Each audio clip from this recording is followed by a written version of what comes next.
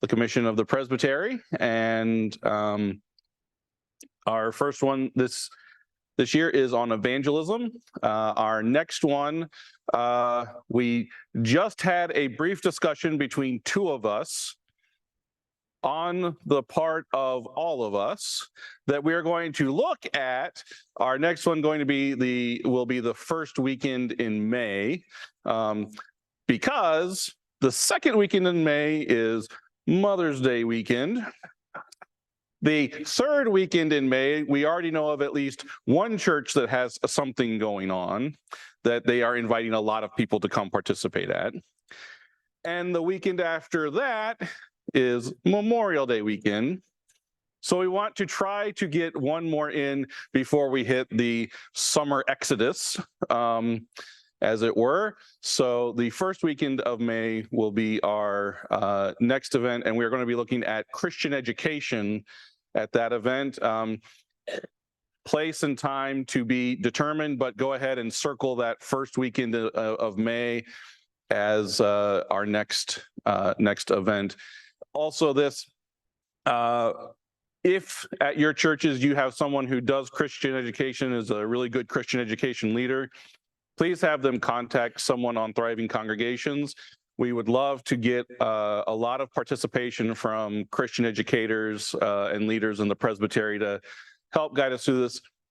The purpose of our next meeting is going to be to encourage churches to look at what options are available for Christian education, and to just kind of workshop and resource together different ideas of how different sized churches can handle Christian education, maybe working together or supporting each other in various ways. So just want to get that first announcement out there so that you already circle that calendar. So we are here today because we're going to overcome fear of that E word. And one of the things that is already relevant is this. I said we were going to talk about evangelism, and the whole Presbytery went. So you all made it through, so thank you. And especially thank you to all of you who are online. We're glad you are with us this morning. So a couple of brief welcome and announcements. For those of you here in the church, welcome to Christ our King. If you need a restroom, return out to the narthex and turn to the right. And then later today when we head to lunch and for our afternoon section, we will be going out the sanctuary and to the left, and then to the right, and then to the left again to get to the Genesis room. Fortunately, if you have not been here before, there are people clad in purple shirts that say Christ our King, and they will be happy to help guide you around the building. So welcome. Welcome to you online. Tina is our online representative from the commission, and she will be assisting you. So if you have a question or want to make a comment to share with all of us here, just type it into the chat, and Tina will share that up here, and we will try to address questions and comments as we move along through the day. So with all that, I also want to say a special thanks to all the volunteers from Christ our King who have helped to make the coffee and snacks available, who are helping to support lunch, and our tech team, Kevin and Gay, who are making all of the pretty visualizations and sound and video possible for all of this.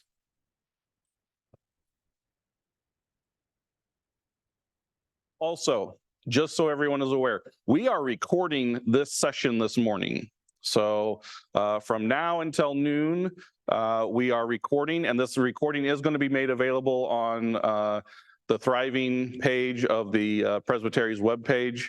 So if you want, because I know that you're just going to go, gosh, if I could just listen to Jeff more after today. You can go back and watch and listen to me, and you can put me on right before you go to bed, because I know that my melodious voice will put you to sleep peacefully. But more importantly, this will be an opportunity for other members of your churches, other churches that you know, to share with them and let them know, hey, there was some really good stuff here, and I think you might find some of this interesting. So it will be available to share across the presbytery. So you are being recorded. So be on your slightly better than normal behavior, maybe. But with that, I would like to invite Jana to come and open us in prayer. Thank you, Jeff. Good morning.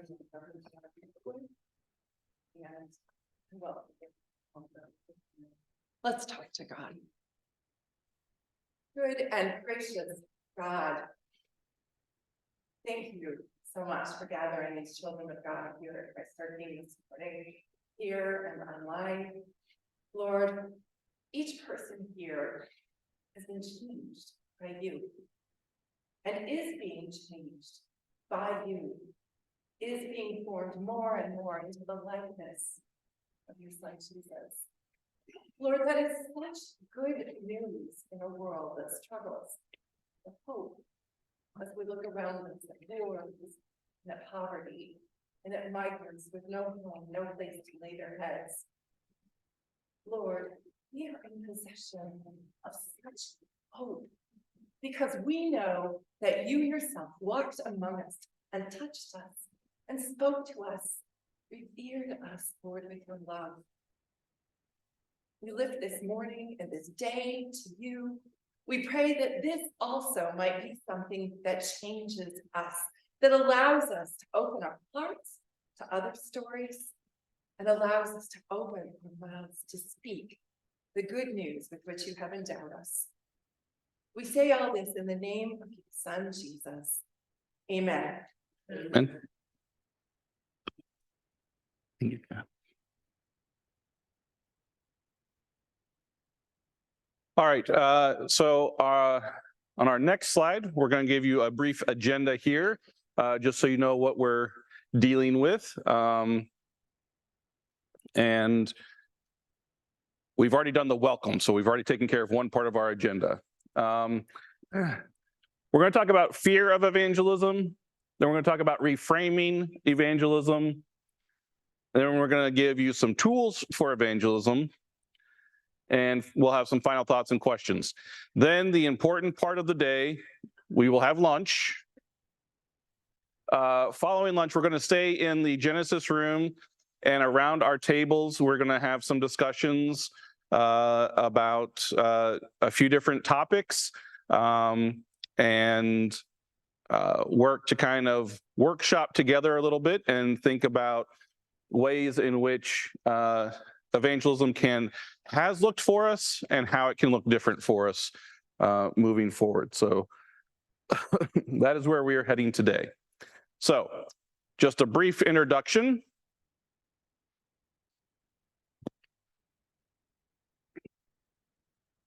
Now, before you read this picture is a suspension bridge walking into the mist, because that's what most of us probably feel like when we talk about evangelism. We feel like it's going to be a raised bridge that we can't see the bottom, and we really can't see the way forward. We're really, really afraid. It's a dreaded word, isn't it?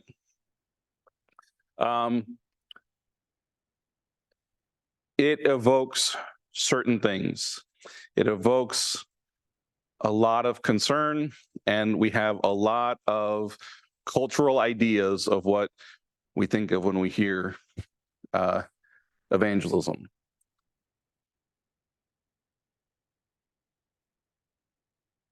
This is also the thing that we are least willing to do, even when our churches are dwindling. How many of you, your church is much smaller than it was 10 years ago, 20 years ago, 30 years ago, 40 years ago, right? And one of the greatest tools to challenge that is evangelism. Yet it's the last thing we want to do.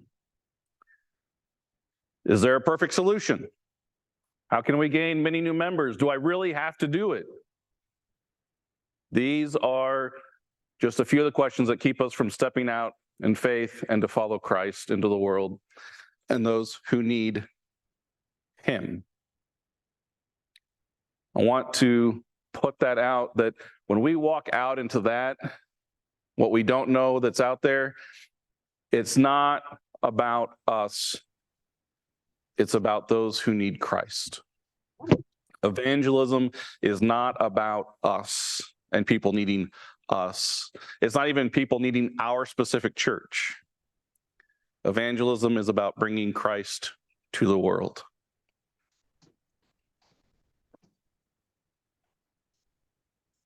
All right, can we go to the next slide, please? So let's talk about fear of evangelism for a little bit. Let's talk about some misconceptions. All right, what's the first thing that pops into your head when I say evangelism? Standing on the street corner, passing out tracts, holding a big sign that says the end is near. What else? Yes, sir.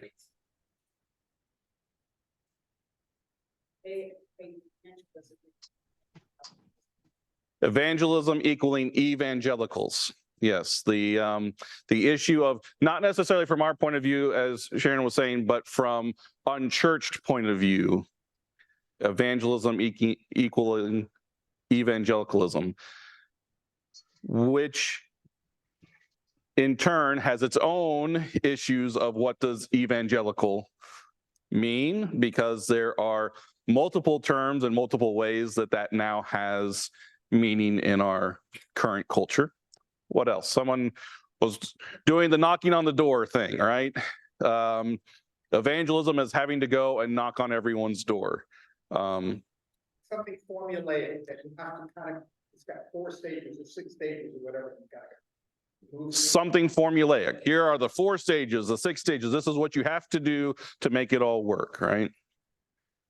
Anything else? Failing. That's one of our biggest fears in doing evangelism, isn't it? Is failing. So we put it into terms this way. How many of you have worked in sales? A few of you have worked in sales. Okay.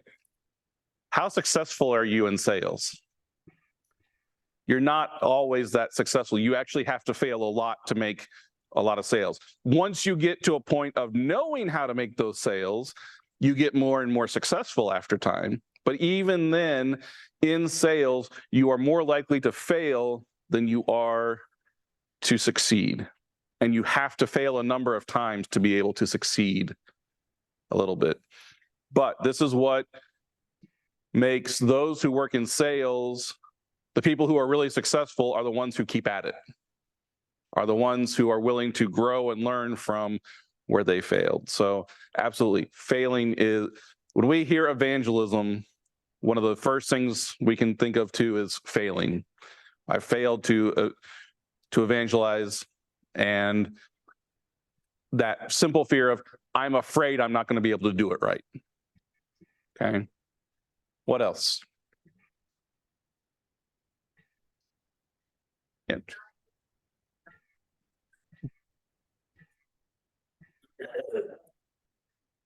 Say, I can find out, or, but it's just very uneasy. A common misconception is that, yeah, I'm going to have all the answers, right? That is probably also, besides the failing part, the reason that we're afraid of failing is we think, I don't know enough. They're going to ask me a question that I can't answer. Can I let you all in on a little secret? And the pastors in the room don't want me to say this. We don't have all the answers as pastors, okay? The reality of sharing our faith is not about having all the right answers. It's about right relationship, right? So we have our misconceptions, we have our uncertainty about going out and doing evangelism because we're just not sure, right? And part of that is the uncertainty is back to those misconceptions. I'm going to have to go follow a formula. I'm going to have to go stand on the street corner. I'm going to have to go door to door. None of that is comfortable for the vast majority of us. There are people for whom it's comfortable, and that's why they go and do it. So it's a viable way of doing evangelism, but the problem becomes when we start to think that that's the only way, or when the pastor gets up and says, hey, we need to be more evangelistic in our church, that means we're going to have to go knock on everyone's door, cold call, be out in public. So that uncertainty causes a lot of physical reactions in us, right? It shuts us down and it makes us not want to do it. So we have to get to a point where we can overcome those uncertainties, get to a point where we can trust in ourselves that evangelism isn't this scary, horrible thing.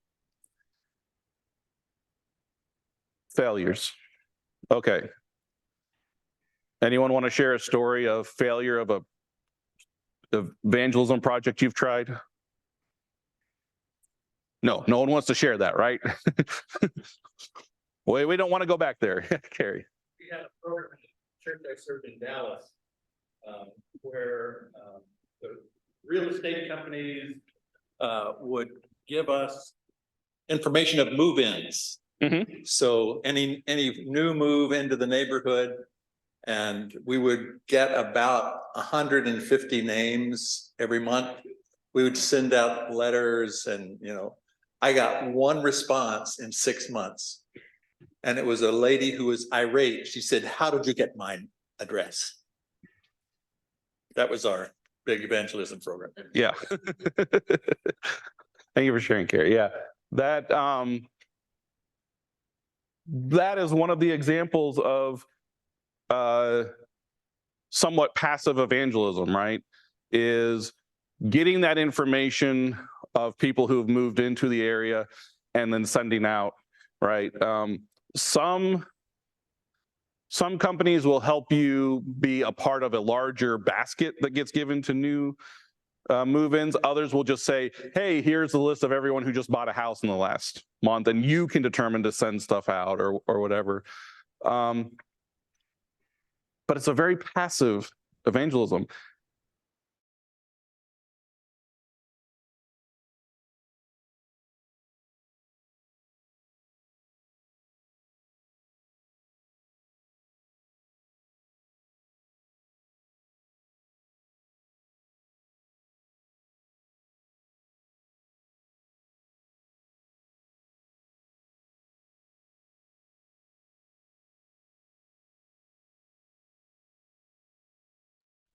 That we stepped away from true evangelism because we didn't have to work anymore.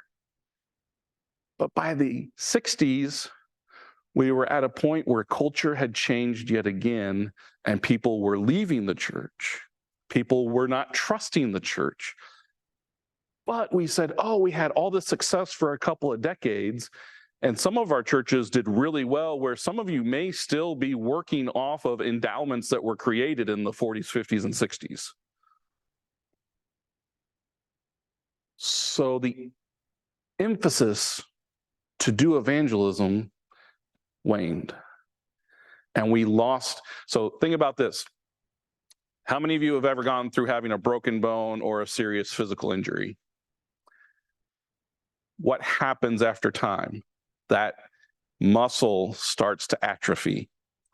And after you heal, all the physical therapy that you have to do to get back to where you were, not to get better, but just to get back to where you were.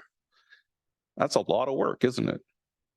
So that's where we get stuck in evangelism, is we have let ourselves atrophy our evangelistic muscles. And now we're at a point of having to do all the physical therapy work to regain what we should have had. And that takes a lot of work. And we're afraid of that. We're afraid of failing at rebuilding those muscles.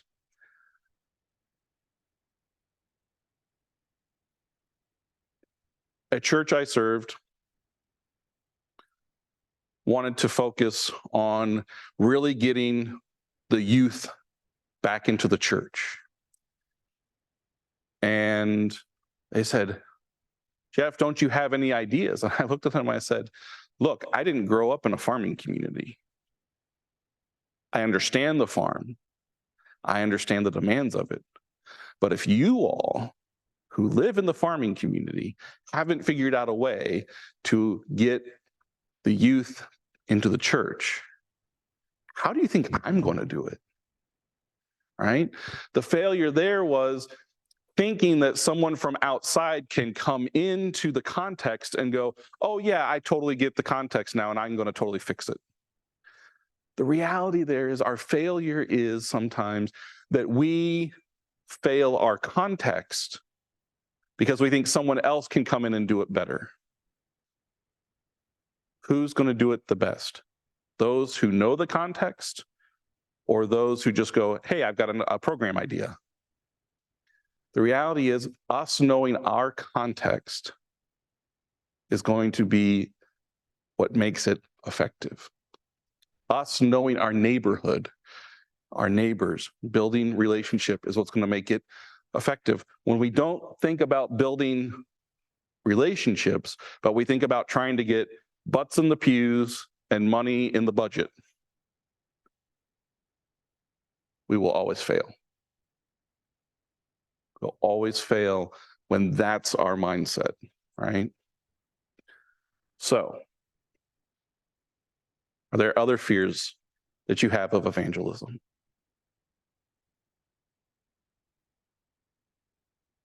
And either I've done a really good job of answering everyone's online questions and concerns, or you're still thinking and Tina's not ready to share yet, but Jen. I think sometimes if somebody dares us and we accept the dare, okay, and we go out and we are brave, okay, and we are humble. When we go out and we are brave and we are humble and we listen to people and then new people come in, okay, or new people join us for activities or we start to get to know new people and then it doesn't work, or our 50 years of this is how we've always done it, gets in the way of acclimating to those new people and their values. You talked about, who knows our culture the best. And the fact is that often in our aging congregations, this is a culture that's heavily weighted toward digital, toward different kinds of communication and meetups and structures and things like that. And if we truly listen to those people and then we operate on that, we are going to have to change. We are going to have to change. And we're sometimes more afraid of that than anything else. And it's success, but we're afraid of it. Thank you, Jana. Yeah, I agree. I think that is a key point, that fear of success, because if we are successful, what does that ultimately mean? And the fear of success of bringing in new people is the fear of we may have to change. That is also a big jump in evangelism. Evangelism may mean that what we currently have may not be where the church is going. Just a second, Joanna, and I'll get to you, okay? But I also want you to think about this. Where the church was in 1920 did not look like what it looked like in 1940. Where it was in 1940, by the end of the 60s, it did not look the same. it changes, but it changes slowly and generationally. And the problem that we have now as a fear of success in this current age is we are in a culture that is changing faster than we can keep up with. When you buy the latest, greatest technology, a week later, there's something better. When you get into the programs that are the latest and greatest, they're already gone. How many of you is your church on Facebook? Are you on Instagram? Okay, so right there, everyone in this room except for one church is not on Instagram. If you are on Instagram, which is the later thing from Facebook, you're actually behind. Okay. This is the biggest thing about change in technology and evangelism in the digital age is if you want to be in the circles, you actually have to be trying to ride the front edge of the wave. Which means this, I don't even know what that is because I'm not young enough, cool enough, and hip enough to know what are the things that the kids are doing these days. And I got what's one of them. Because the kids don't tell us what's the cool thing to do because right now it's their thing. As soon as the adults find out, it's uncool. So that's part of our constantly changing culture, which makes success difficult. So Joanna, yeah.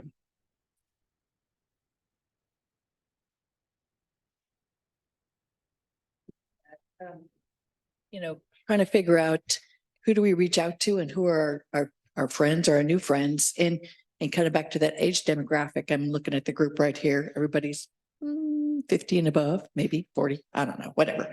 But how do we reach the 20-year-olds or the 30-year-olds? You try to figure out what venues to try to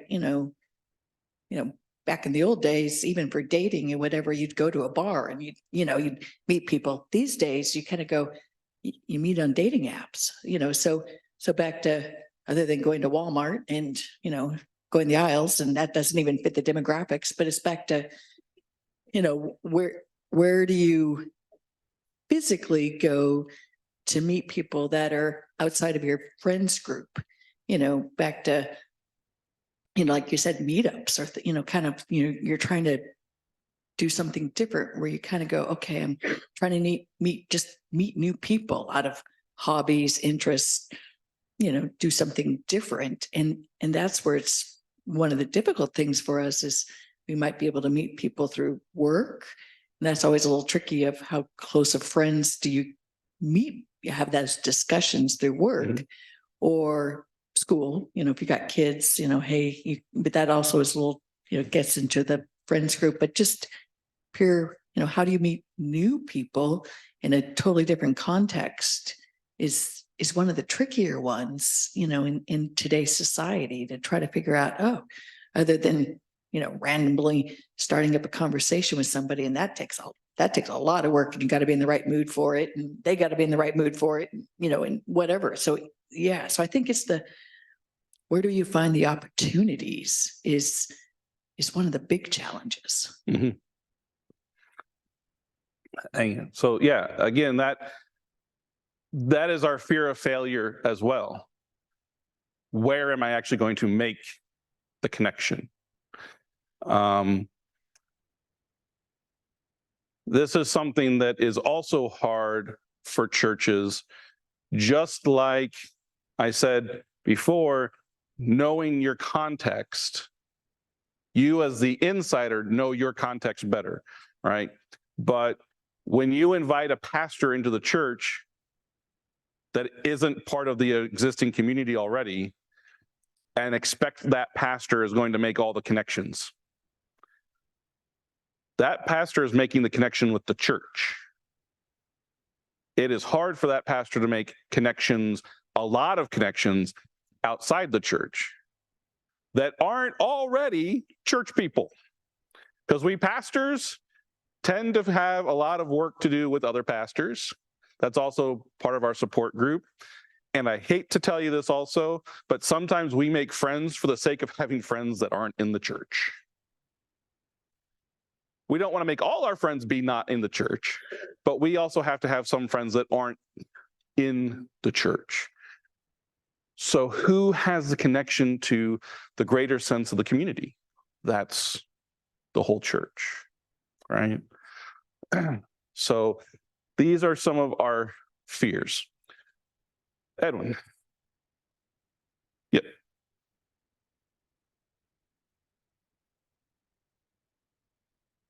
Thanks.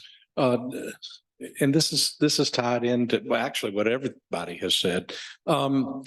I think another piece of this is that we are bombarded daily with the idea that we're in a post-Christian society. Christianity is becoming marginalized. We're on the same level that every other world religion is. We're just one of many choices in a society that doesn't really care that much about religion. And coupled with that, inside our own congregation, so often it's a combination of watching our congregation age out and shrink, and we get in our perspective that we're kind of a sinking ship as far as being traditional church. And I think there's two things that happen. One is when you get in your mind that you're a sinking ship, that's not the time to go invite people to come on board. So I think that even if we're not aware of it, that undermines our desire. And I also think that we're afraid that if we try to invite people, even if we love our church and think it would be a very valuable thing for them to have in their lives, I think we're afraid that the lack of response will affirm our own insecurities about who we are and what we do have to offer. And I think all of that really undermines our desire. It feeds our fears and undermines our desire to go out and welcome people. Because if we go to a good restaurant that just moved to town, we'll tell everybody about it. But we won't tell people about our churches, even though it means a whole lot more than the restaurant to us. So I think those things, even if we're not aware of them, underlie a lot of what we're talking about. Yeah, I get one. Yeah. Oh. I also thank you, Edwin. That was really really insightful, I thought too.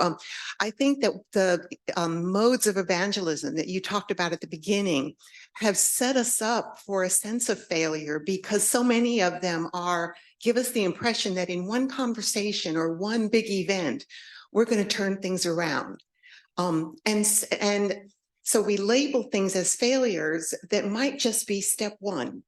Because as we've moved farther and farther from Christendom in our culture, the time that it takes for people to kind of learn what Christianity is longer. And so if we're having productive and healthy bridge building conversations with our neighbors, that's not a failure, that's a success. But it's hard for us to think of that in terms of success because we haven't sealed the deal. Debbie, did you read my notes? Shame on you. and then Edwin touched on this when he talked about our insecurities, but I think another fear that we have in terms of getting started is that in order to be able to share a story, you have to know your story.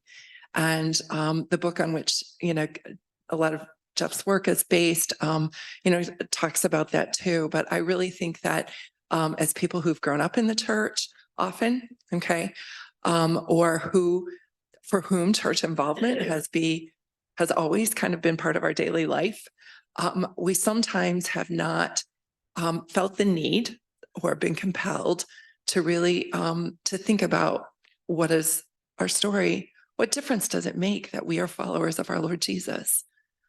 How does that change us? How does that make us any different than anybody else? And it's pretty hard to go out there and testify to that if you haven't done the work yourself of knowing how it is that Jesus has influenced your life and continues to influence your life on a daily basis. reading my notes again. Geez, I'm trying to get through this whole process. And to build on what you were saying about the successes, I think sometimes we don't understand that we've been successful because we don't see it. I always think about when we had Vacation Bible School, and at least half the kids who attended were not members of our church. And I don't know whether they were members of other churches, but I just keep thinking that no matter what, we touched those kids. We told them about Christ. We told them about God. And the same thing happens in our pre-K every week.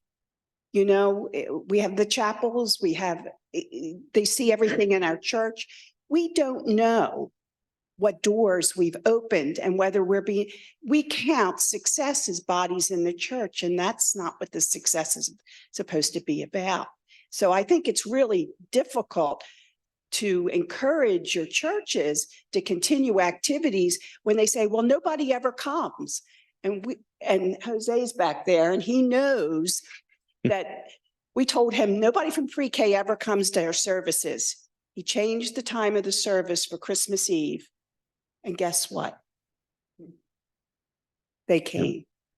Now, will that continue? We don't know. But if we don't put ourselves out there to at least look a little different, and you know, if they come, maybe. But the point is they were there for Christmas Eve. Yep. All those kids were there. Made a difference. All right. So I'd like to take this moment now for everyone to sit up a little bit, put your feet on the floor.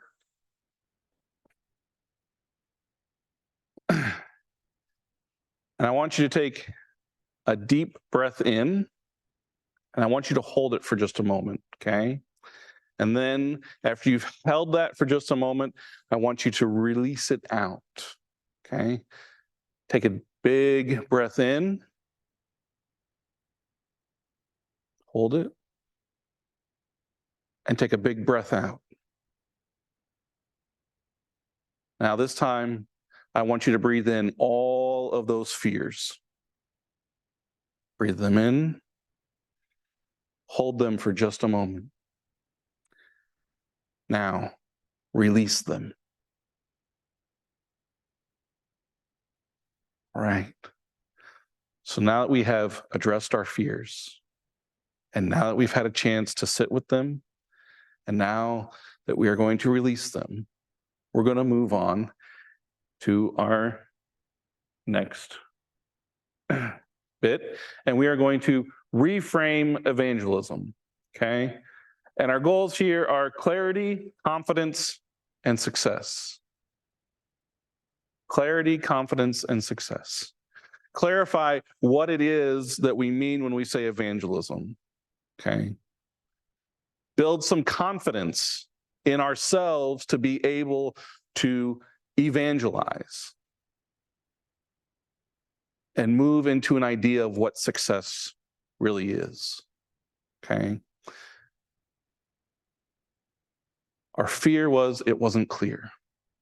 Well, we're releasing that fear. We're going to embrace and reframe. We didn't think we had any confidence. We don't think we can succeed.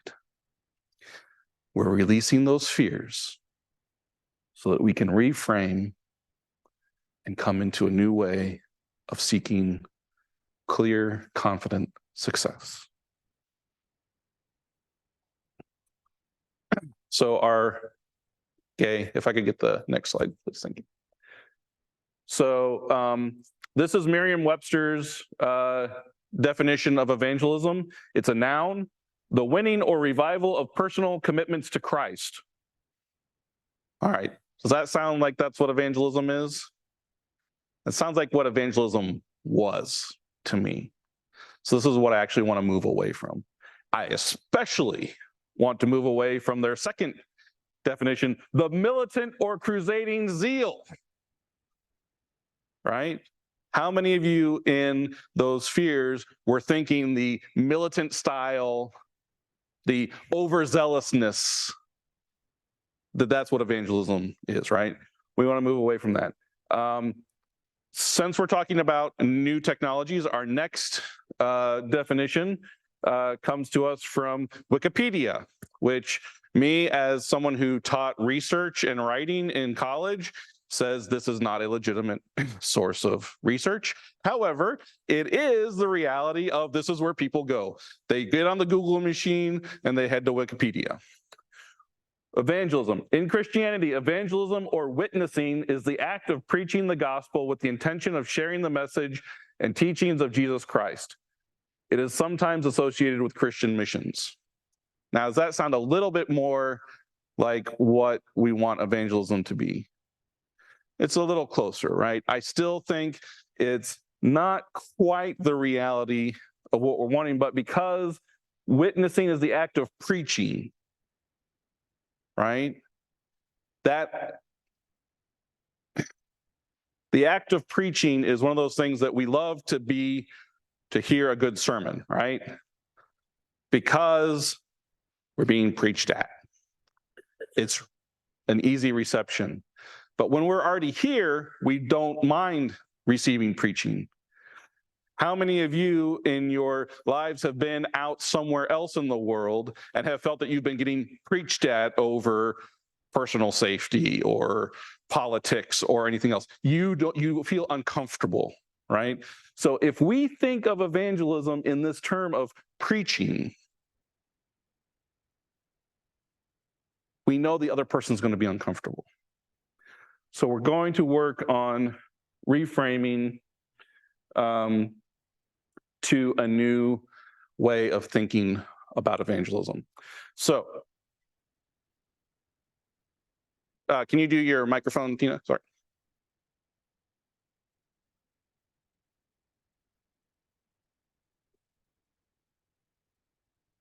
The act of living the gospel. Absolutely, yes. That's a wonderful term, reframing this to be the act of living the gospel. And that is what we're headed to in our next bit of phases. I like math. I don't love math, but math sometimes makes sense. So I'm going to introduce this new concept here on this next slide. You are all familiar with E equals MC squared. So I'm now giving you a Christian version of that. E equals PR to the infinite. Evangelism equals prayer times relationship over and over and over again. Evangelism equals prayer times relationship over and over and over again. So what do I mean by this? You know, and it's been mentioned, that question of building a relationship, right? How many of you with your significant other met them and said, hey, we're getting married? Okay. How many of you met your significant other and knew that it was going to take time to build a good, strong relationship, right?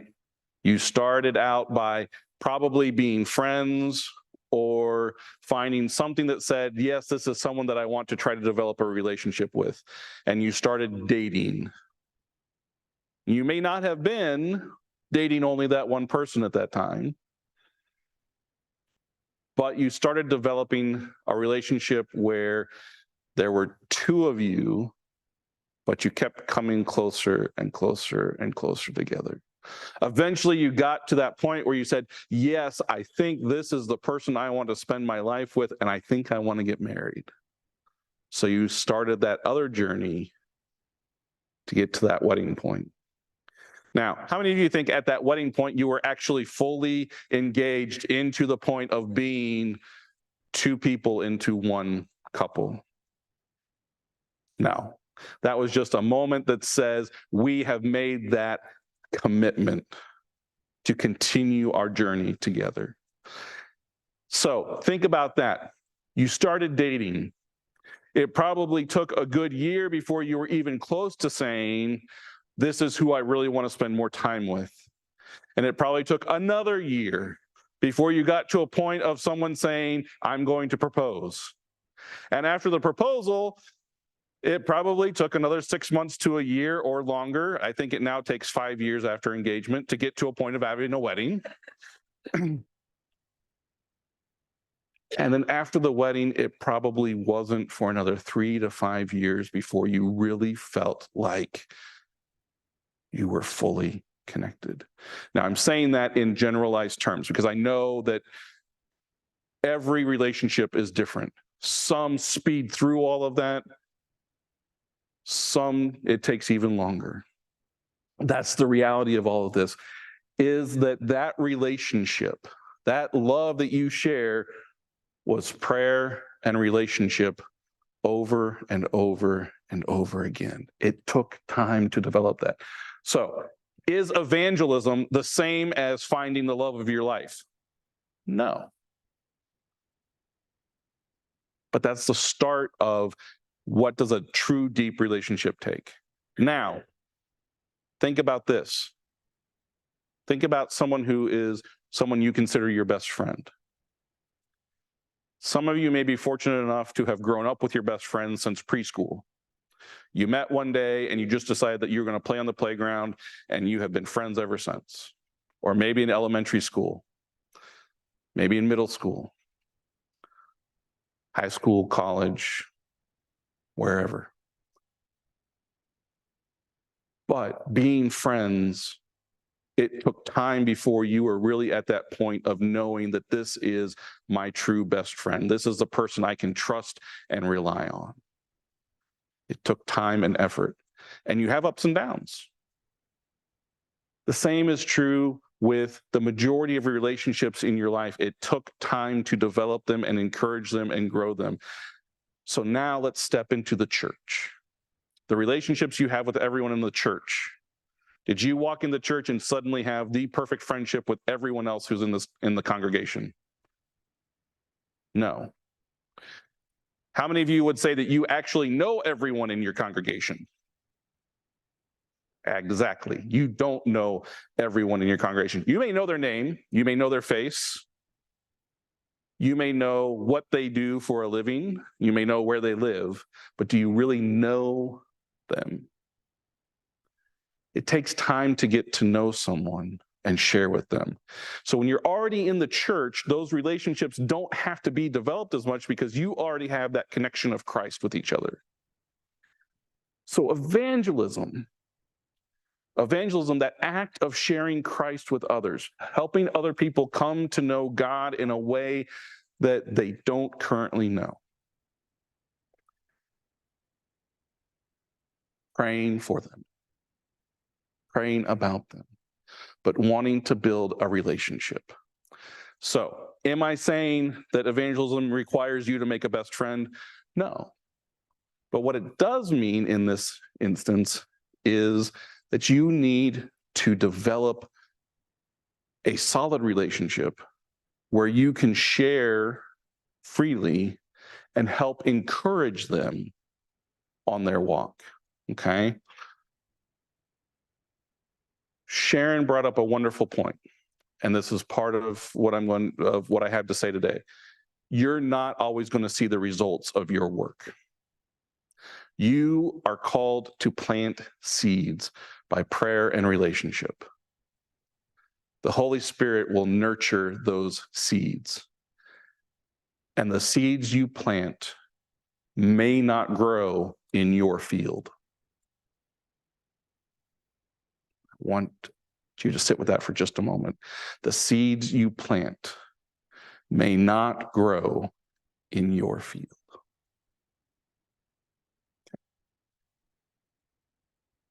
Can we go to the next slide, please? So this is what I call Disciple 1 365. Okay. Disciple one person for 365 days. Make a commitment to a relationship for 1 year. Okay. So I want you to think about that. I'm asking for a commitment for 1 year of building a relationship. Think about all of your deep relationships in your life. They took a lot longer than 1 year, didn't they? So I'm not asking you to develop your new best friend. I'm not asking you to develop your new love interest. I'm asking you to take someone else's life to be important to you for 1 year. How far that friendship ends up going is dependent on both of you. But the purpose of this is to help disciple them into coming into and knowing Christ.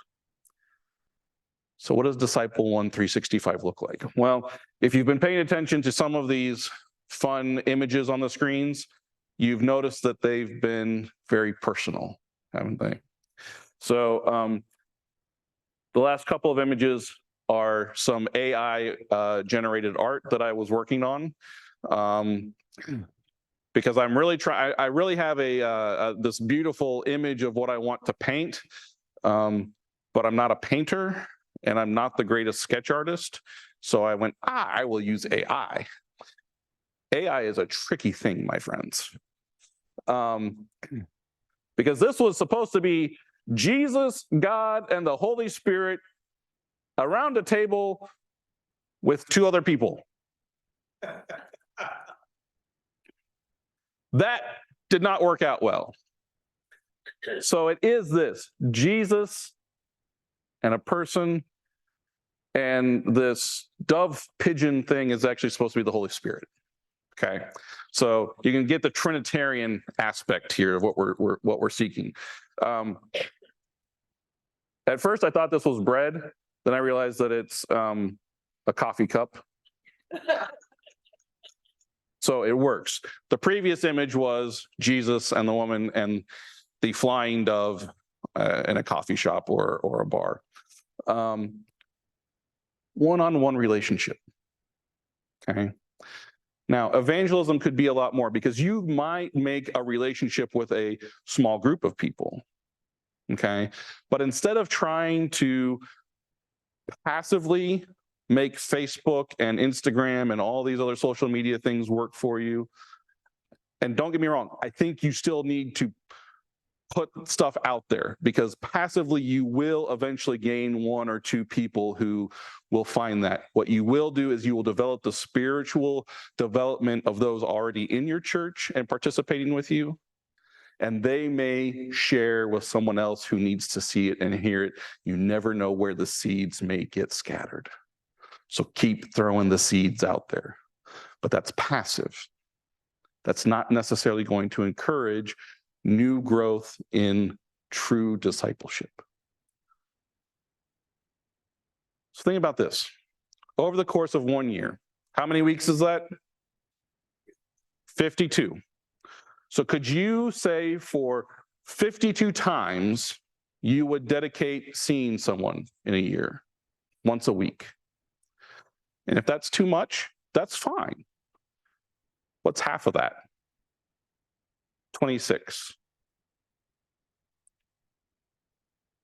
Some of you may watch more than 26 hours of TV in a week.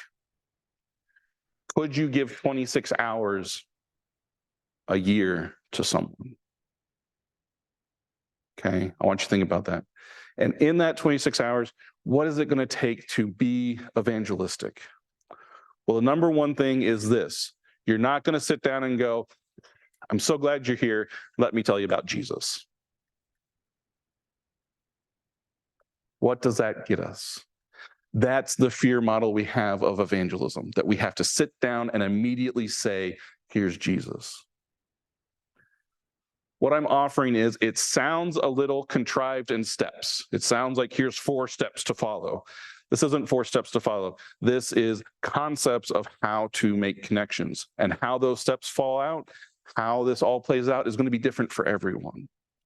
But I want to reframe evangelism instead of being pushy, instead of being overtly public, instead of being demanding, to be relational, right? Christ was relational.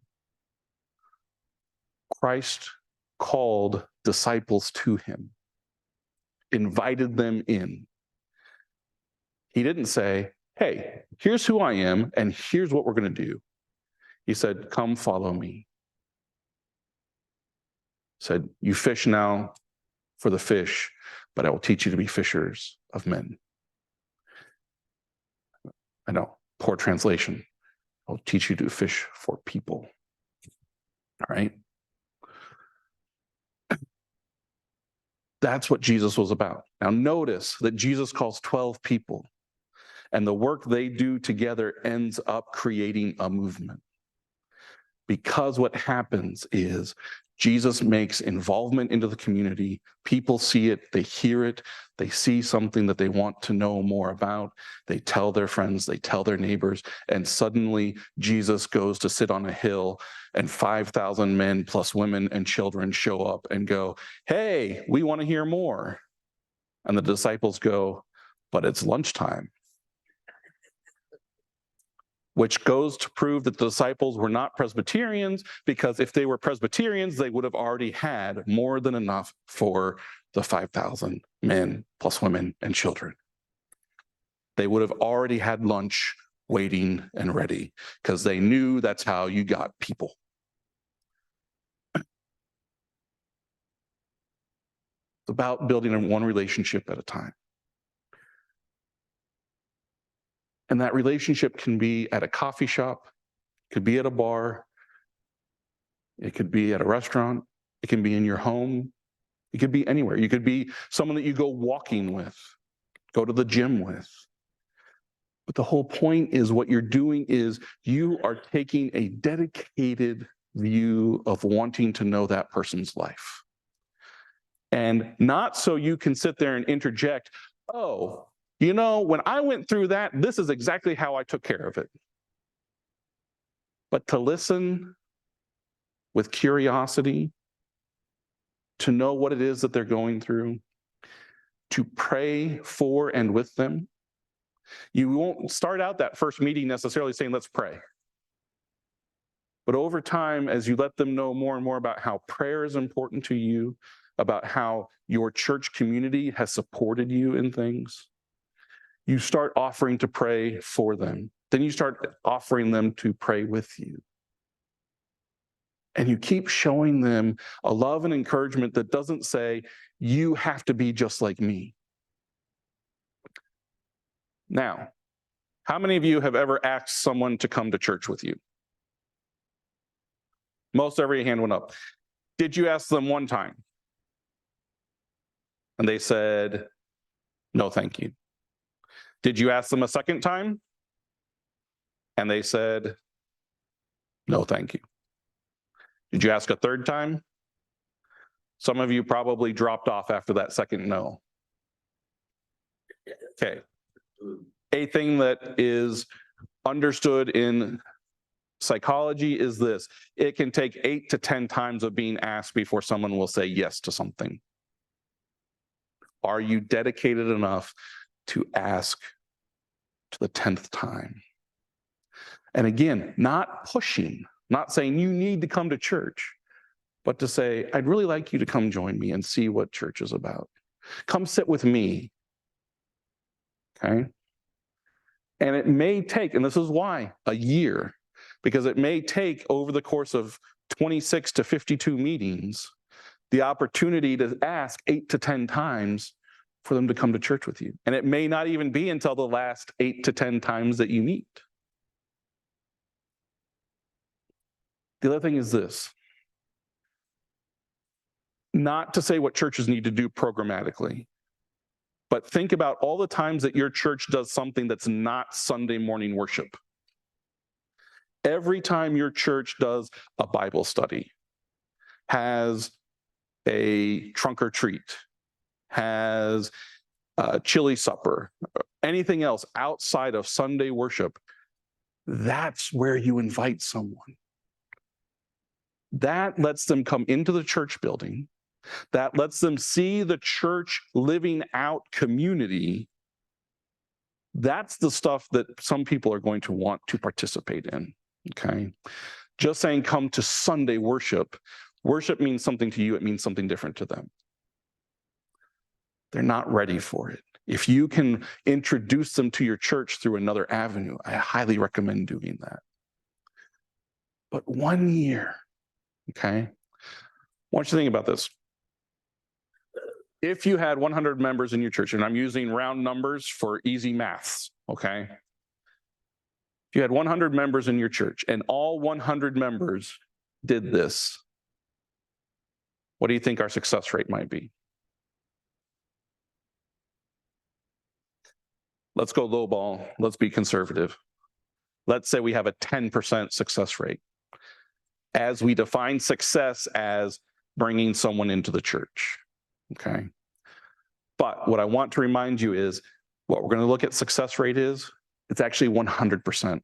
Because if 100 of us actually dedicated 1 year to one other person, whether they showed up in our church or not, we had a 100% success rate of sharing Christ with someone else.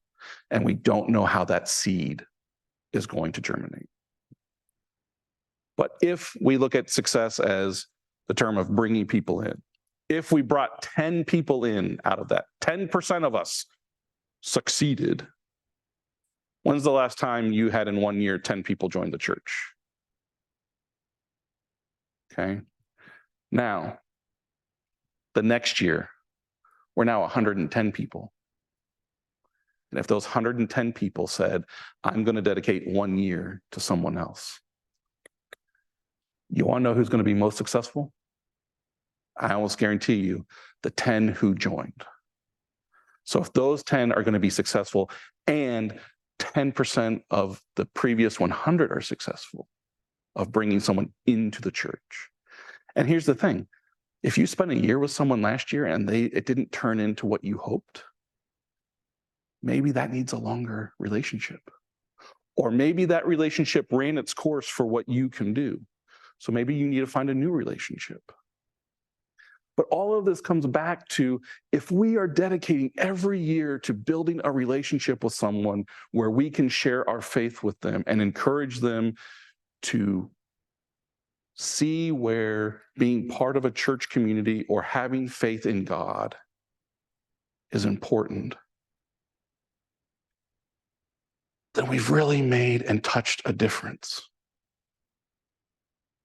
And think about this.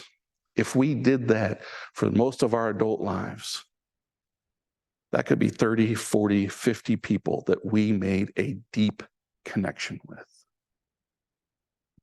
And that's because we weren't afraid of evangelism, thinking that we had to make 50 connections in 1 year. Karen. Mm-hmm. As existing members, somebody said, I'm going to dedicate myself to this person and walk with them. Is that would help keep the new member? Because at night they come, they join, and then it's so hard to keep them. Yeah, Karen, great point. This concept is also a wonderful continuing discipleship message. Because when a new person comes into the church, that's not when it ends. That's when it's just begun. If we in the church have someone who says, a new member, I'm going to disciple them for a year. I'm going to be their friend in the church for a year. That's going to deepen the relationship that you just started. So wonderful point. Thank you, Karen. Marcia. Okay, I've been a deacon for 2 terms. Okay, so my term is stepped down and I'm still a deacon. 2 people, your point made sense to me. People been asking me, could you teach me that what you all the 2 members, like Karen was saying? I said, sure. So you gave me an idea. Stick with it could be 1 or 2. 2 people from the deacon, the new ones coming in, they asked me to help. And that gave me an idea to stick with that 1 or 2 people. I said, I have no problem. Wherever God want me to fit in, that's what I do, but you gave me a good idea. Thank you. Thank you, Marcia. Yeah. So Marcia's point is, as she's coming off of being a deacon for just here, because she's gonna be right back on there. She's a decently and in order Presbyterian. I got to come off for a year, but I'm gonna be right back. But in that time, with people who have come on to the board of deacons, not knowing what they're doing, asking her for help, how do I do this? And for one or two people, she can spend that year helping them grow and develop into the role of being a deacon. So you see how this isn't just about one aspect of evangelism. This is an aspect of how do we change who we are as a church. John, I need to do a better job of getting the microphone out. Is this okay? Yeah. One of the things I really like about you naming it Disciple 1-365 is that we have an artificial sense of what evangelism is and what discipleship is. You know, once they're inside of the church and sign a piece of paper, oh, we assume they're disciple. Well, they might not even really have a living, faith at that point. When Jesus related to Peter, when was Peter a Christian dealing with Jesus? And when was he just on the way? I mean, these are important questions. And so the issue of discipling is you approach it from the start that there's a capacity in this person to want to respond to God. And you're always moving them towards Christ. And it might be from the very start, or you like a person that's interested within the church, might be somebody who's well on their way. But I like that. I really resonate with that. Yeah. Thank you, John.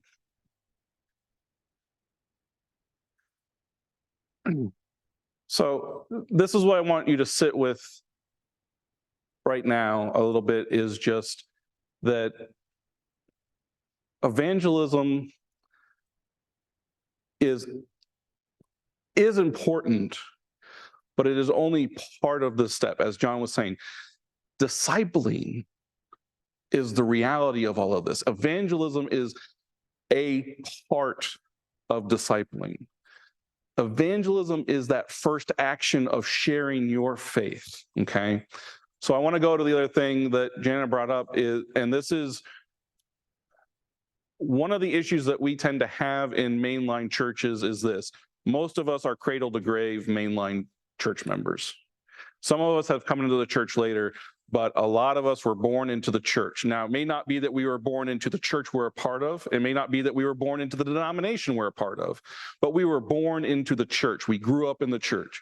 So one thing that we don't have in our story oftentimes is that big conversion moment, right? In certain Protestant denominations, it's all about, well, what was your conversion moment? If you get caught in thinking that I have to have a big conversion moment, you are going to fail, because that's not your story. Now, if your story is, I had a big conversion moment, that's awesome and amazing. Tell that story. Know that story. But here's the reality I can tell you for myself. I was born the son of a pastor into the Presbyterian church. I will be a cradle to grave PCUSA member. I don't have a moment where I go, oh, there we go. What I have is the continuing moments of, as I grew and developed, I saw who I could be without God through some of my friends who didn't go to church. I realized some of the issues I had within myself: anger, fear, distrust. And I saw how living into and trusting Jesus allowed me to start to overcome some of those. So the story I can share is this: I don't know who I fully am with Christ because I only know who I am with Christ. But I do know without Christ, I can say for certainty that I would be back there. I would have these problems. So I don't have the big conversion moment. I have a really great story about how I ended up coming into ministry, but that's not for today. The issue is, my story is a long story of conversion, growth, and development. So my story to share isn't, oh, one day you're just going to be out in the world and all of a sudden it's going to hit you. No, my story is to say, without growing in the community of faith, without being discipled to know Christ more fully, I would not be who I am today. That's not a hard story to tell. It may be a hard story to figure out how to tell initially, but that's part of our discipling that we need to do in the church. How do we tell our own story? Telling our story is what evangelism is about. Telling our story of how we are who we are because of Christ is important. Living out that faith is important. If people see how we act and we claim to be of Christ, our actions need to show that we are doing Christ to the world. But if we put a bumper sticker on our car that says, I follow Christ, and then we're driving 90 miles an hour and we're swerving in and out of traffic all the time, maybe that's not the best Christian witness. Now, if you're driving 90 miles an hour, that's more along the lines of trying to drive safely on 95, but that's a whole nother story. It's the weaving in and out of traffic that's the problem. The reality is, when we claim that we're Christ, everything we do and say needs to be about Christ. And that what people say is, wow, I like the way that person's living. And if that person is saying they live that way because of Christ, maybe that's a Christ I want to know. That's where spending time with someone and letting someone get to know you. The fear is, I am going to have to be vulnerable. Get over that fear. That vulnerability doesn't mean that you are allowing someone power over you. That vulnerability means that you are building a trusting relationship to be able to share. And when you can show that you trust someone else to share in this way, to be vulnerable in this way, it allows them the opportunity to be vulnerable to you. And it allows them to be more vulnerable to allowing Christ into their life. This is not a prescriptive. It is not a guarantee. I just truly believe, and I have seen in previous churches and in my previous work, this works. It's not going to work for everyone, and it's not going to work every time for immediate results. I do believe, because I have my trust in Christ and the work of the Spirit, that this is 100% successful because we have planted the seed, and somewhere that seed is going to grow. It may not be in our soil in our church. It may not be in the time that we're around that person. But sometime, somewhere, just like Sharon said, VBS, preschools, all of that stuff is planting seeds that will possibly germinate at some point. Our job is to be as faithful witnesses as possible, but to truly dedicate to relationship. The Gospel of John says, the Word was made flesh and dwelt among us. I know you're thinking, we're in Christ our King. Shouldn't you be reading from the Message? I like the Message. I really do. I think it works for some people. The one passage in the Message that does resonate with me the way that it was translated is, the Word was made flesh and moved into the neighborhood.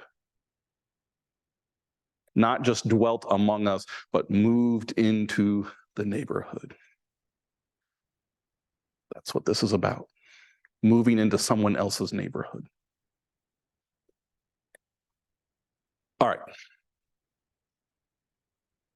Take another pause, get a couple deep breaths in, and release out.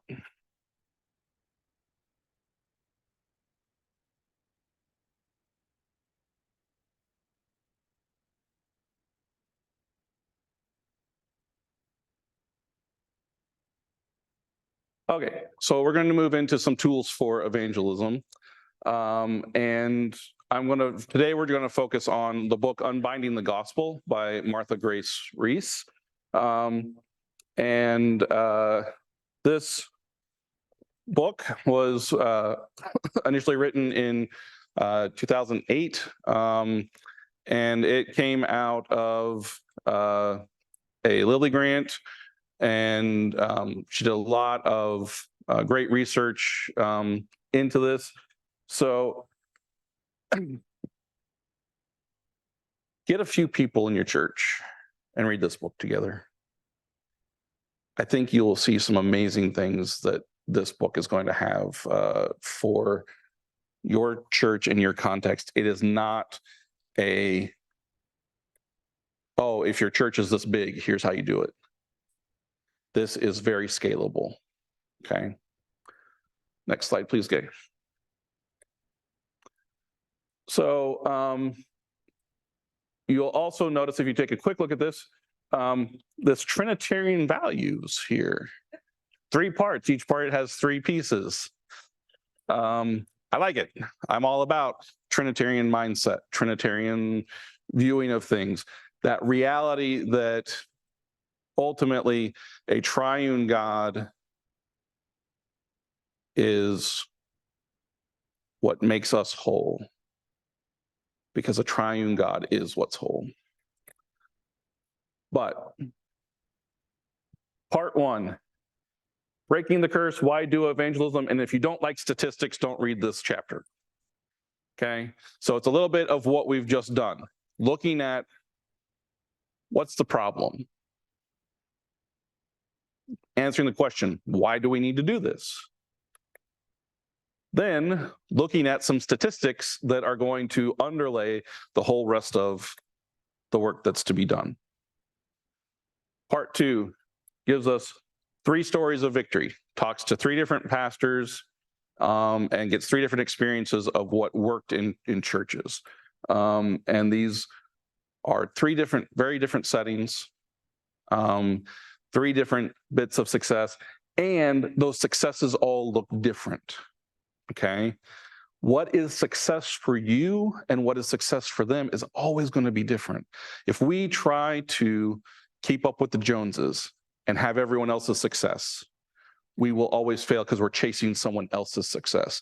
The reality is, one of the things we have to do in all of this work is, what is the success that we're after? And I promise you this, if your success is to share Christ, if the successful goal is the sharing of Christ, you will always be successful. If you start saying, I need more seats in the pews, I need more money in the budget, you are chasing the wrong thing.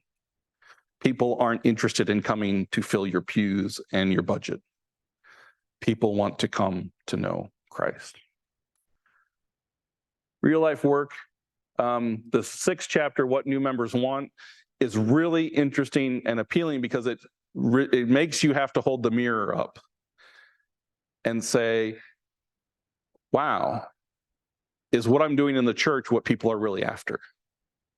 Why is church important to me? Okay. So this is kind of the actual work. Then this is the checking in part. How's your church doing? An opportunity to reflect and look, what is our church doing for evangelism? What is our church doing for discipling? How is our church acting in the world? The holy and the practical. Who does what? And again, this comes back to the thing of, if we expect that the pastor is going to do all the evangelism, we're going to fail. If the pastor expects that only the people are going to do the evangelism, we're going to fail. But there is a reality that to make the church work requires a lot of different tools and a lot of different work, okay? There are people gifted already to do certain things without having to get a lot of training. Then there is everyone else whom God has made to utilize these gifts, but need special encouragement and training in how to use the tools that they never thought they could use. All of us can do evangelism. We're not all going to do it the same. Again, the reason that it fails, John's point, we were told we have to do it in these 4 steps or these 6 steps. That doesn't work for everyone. Not everyone's going to be successful doing those steps. So evangelism has to have a little bit of flexibility for people to find the right way for them to do it. That's why I bring up Disciple 1-365. Is that how everyone needs to do it? No. It's a way of doing it. But it's also a way that doesn't require someone to have to know their Bible forward and backwards. It's a way that doesn't require people to have to go out and hand out tracts and say, you should know Jesus. It doesn't require people going door to door. Now, you may end up doing those things. But that's, again, who does what and what works. Smart sailing, allowing the Holy Spirit to lead all of this. Understanding that, again, just like on a sailboat, multiple people have to work together to catch the wind just right, to take us in the right direction, to keep us from capsizing, right? We have to work together to sail this smartly and allow ourselves into the space where transformation can happen, okay? And then the 10th chapter here is an addition that gives the first parts of the suggestion of how to make all of this happen, okay? And in that, also in the second edition, it now has a 40-day personal prayer journal. Great opportunity for taking some time to prayer and prayerfully reflect on all that this book has to offer, okay? So this book can be read individually, it can be read with a group, but the reality of this is, I'll get to in just a minute, but on our next slide, we'll see a little bit of the work that was done. So in 1960, there were 179 million people in the US, okay? 26 million were members of who she calls the mainline denominations. She picks 7 mainline denominations: Presbyterians, Lutherans, Methodists, Baptists. So our mainline, the central core of what was the Protestant ethos of this nation, right? So 26 million members. So that meant 14.4% of the United States population was in one of these 7 denominations, okay? Partly we're going to say, ooh, that doesn't sound like a ton, but that's still a pretty significant number. Now, notice this. By 2000, we had over 100 million more people in this country. And we had 5 million less mainline members. With those 2 numbers, we lost half of our percentage of who in this country was in these churches. So that is a significant teller of one of the issues we have of evangelism. And this is what I mentioned. In 1960, we were happy where we were. But as the world changed around us, we dropped off our evangelistic work. And that gets reflected right here. So this is part of the basis of what she's saying. Here's the issue before us. We now have to address, how do we change the culture? How do we start working on being different and being better? So one of the things that she brings up is that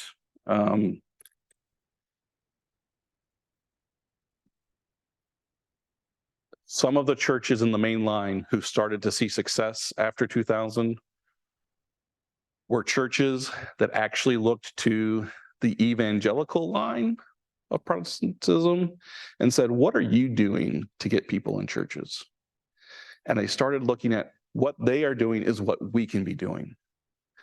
What was the problem before that? The problem before that was, I don't like your theology. I don't like your politics. I don't want to do what you're doing. We couldn't separate the what was being done with the who it was being done by. What churches who have succeeded in the last 20 years have done is to say, these churches have something to teach us. I may not agree with them politically or theologically, but I do agree with we need to reach out with Christ. So suddenly the concepts that other churches were using to succeed that we weren't using became the tools that we could use to start to succeed. This is one of the hardest things for us to do also. It is also a fear that we have, that if we read a book by someone who comes from a tradition that we don't agree with, it's not worth our time. Just because of who wrote it means it's worthless. And the hardest part is to sometimes say, they actually have something to teach us. I need to do the work of digging through what is worthwhile and what does not fit for me. That is also to say, in the Presbyterian Church, one of the biggest struggles we have had is to say that it's okay to live into this bigger tent of not all of us have the exact same theology and political affiliation. We are meant to be a people coming together through Christ, not everything else. So when we start throwing away certain theologians or church leaders simply because of where they serve or what they represent, sometimes we miss some very valuable things. All that is to say that on the sheet that I hope everyone picked up, and there are probably extras for you to take back to your churches as well, on the back is a list of books. I think it's 25 or 26 books on here. I will tell you this. There are authors on here with whom I will never read their deep theology books, but I will read what they have to say about evangelism. I will say this, some of these books, there are parts of what they say in their evangelism that I don't agree with, because they are telling you how to evangelize against a specific issue. Get past that. Go over that. Don't get trapped in I'm going to have an argument over that. Okay. But look at what they do say about how to connect to people. All right. So, and I will also say this, I haven't read all of those books. I've read some. I haven't read all of them. What I have done is go to look to see who found it useful. Do I know someone else who maybe has read these, and or are these popular enough on non-Christian bookstore sites that it might have something useful in a broader sense? So next slide, please, Gay. So what new members want? This is what it gets to into how we can evangelize, but also how we disciple. The number one thing, these are three things that the research found. They want to see transformed lives. How many of us say, I have a transformed life? Well, we all should say, I have a transformed life because I am in Christ. I am wholly, that's why I told you in my story. I know that I am wholly different in Christ than I would be without Christ. But I can't show you the massive transformation that it underwent. But what people on the outside can see is, does that person reflect what I think Jesus is teaching? Now, part of that is they may have a misconception of what Jesus is teaching. But also there's a lot of people who know that Jesus taught certain things. And when we don't act like that, they're going to say, well, that's not where I want to go. That's not who I want to know. They want to know about transformed lives because they need their lives transformed. And if they don't know you as transformed, and if they can't come into your church and see lives being transformed, they're not going to stick. Okay? How are we showing transformed lives in our churches? How are we showing that we're transforming lives in our churches? To feel loved, accepted, and comfortable in the church. This is important. Loved, accepted, and comfortable. Notice what it didn't say. If. It didn't say that I feel loved, accepted, and comfortable in the church if I do what everyone else wants me to do. It says to feel loved, accepted, and comfortable in the church as they are. Because if they are loved, accepted, and comfortable in the church as they are, they know that they have a place that they can come and be transformed. Does that mean that someone who comes in is going to be transformed into the image we want of them? No. And if that's what you are looking for success, you will always fail. They are coming in to be transformed by Christ into who Christ is transforming them to be.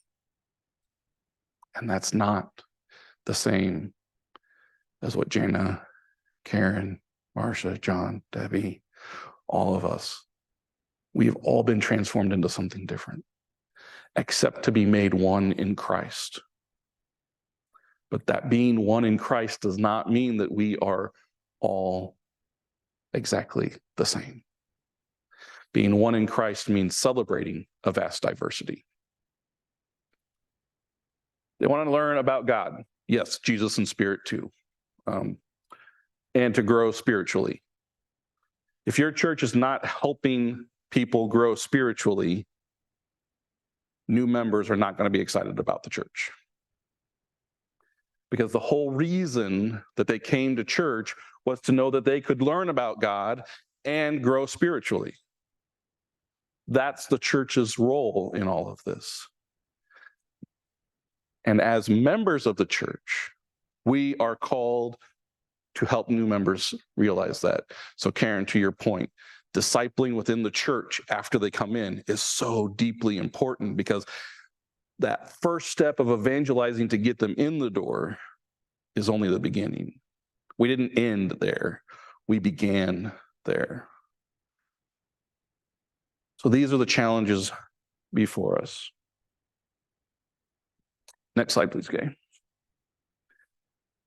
And as I said, I love Trinity ideas. So Martha brings up a trinity of relationships, okay? An individual relationship with God. Does everyone here say that they have an individual relationship with God? Yes, that's one point of your relationship. Healthy relationships between church members. This is the point where a lot of our churches start to fall down on the trinity of relationships. We have a lot of broken relationships in the church. We have a lot of relationships that need healing. We have a lot of relationships that need to be reframed, okay? Healthy relationships between church members. If you don't think a new member can't smell it out, new members see it far better than you do, okay? Have you heard the term nose blind? Right? Your car for you smells totally fine. What does it smell like if someone new gets in it? Well, if you always go to McDonald's, it's going to smell like McDonald's to them, right? Your house, you are so used to the smell of your house that you have no idea what it smells like to anyone else, because for you, that is normal. This is what it's supposed to smell like. But when someone new walks into your house, what do they smell? So here's a big key if you have questions on that. Go on vacation for 2 weeks. Come back, get in your car. What does it smell like? Then go, I need to clean my car more often. Walk in your front door and go, oh, that's what people are smelling, okay? We have to pull away sometimes from what we're involved in to have fresh eyes and fresh noses and fresh ears to see, smell, and hear what's actually going on. Far too often we've gotten to a point where we think everything is fine. But new people walk in our churches all the time and they see, smell, and hear everything.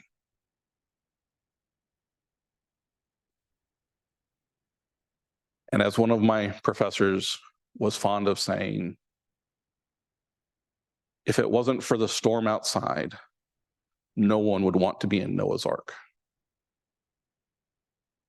inside Noah's Ark was disgusting. And that's the truth of the church. Inside the church, we often are more like the inside of Noah's Ark than we are the fresh spring glade. But if it wasn't for the storm of life outside, we wouldn't be willing to put up with that smell. But when we've been in the ark for too long and haven't gone out to smell the fresh rain, we forget how bad the smell has gotten. Healthy relationships between church members, so important. Important enough that one of the emphasis in this presbytery is the development of dialogue for peaceful change. The work to equip pastors and church leaders to address the conflicts within our churches, between our churches, and in our greater culture, to develop into having healthier relationships. Now, this is the biggest key. This is where all the dominoes completely fall down. A love for people outside of the church. I want you to think about that. When you've gone to church, you have your individual relationship with God, and you have your relationships with people in the church. But every Sunday, do you have a true love for people outside of the church? Are you leaving the worship space and going, I'm now going out to love the world? Because if we don't have a love for people outside the church, we will always fail at evangelism. A love for people outside the church is what's going to drive us to want to make that relationship. And a love for people outside the church can be the greater love of all people, but we can distill it down into one relationship at a time.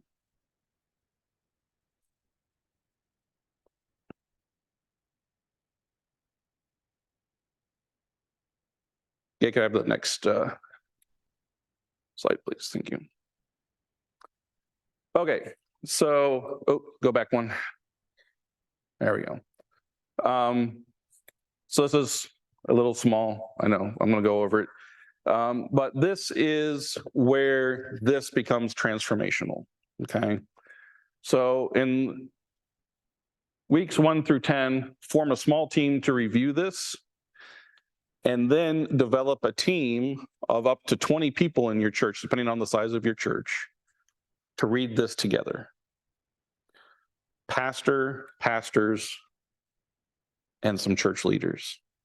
Read this book together. Dive into it. Get to know it. Okay? Then following that, weeks 11 through 26, with the group leaders who started the first book, add in anyone who's going to be responsible for worship services and leading small groups. And this next book, Unbinding Your Church, is the outline for how you are going to lead your church into this big evangelism event. Okay? And in here, she actually has fully prepared 6 services, worship services. You can go online and find full sermons that you can use. You need to make sure that you recognize and reference that you are using someone else's work. So don't just take the sermon and be like, oh, this is my sermon. No, bad pastor. But you don't have to come up with a whole new sermon. The whole series, 6 weeks, is taken care of for you. Liturgy, sermons, prayers, everything is presented, however much you want to use or not. But over about 15 to 16 weeks, you are going to develop a 6-week plan to bring into the life of your church, okay? And these are the tools that you're going to use in that. Now, here's the key. What this is for is an entire church immersion. So it's not just worship. It's that everyone in the church needs to be in a small group, because there's going to be two things going on: the worship services and small group discussions.